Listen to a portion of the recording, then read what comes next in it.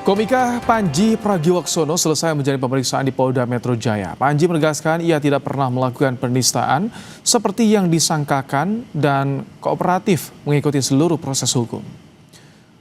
Komika Panji Pragiwaksono diperiksa polisi selama 8 jam untuk klarifikasi pelaporan materi stand up komedi bertajuk Mensrea.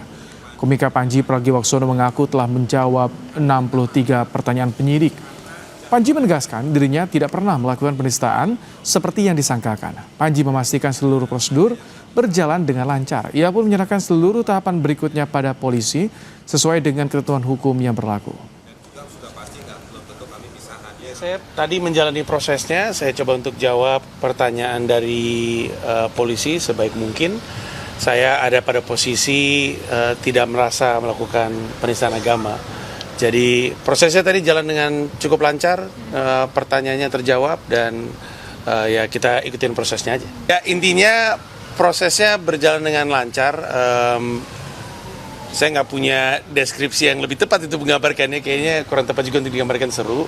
Pokoknya saya ikuti aja prosesnya dari awal sampai akhir. Sempat tadi break sebentar untuk ibadah, tapi sisanya berjalan dengan lancar.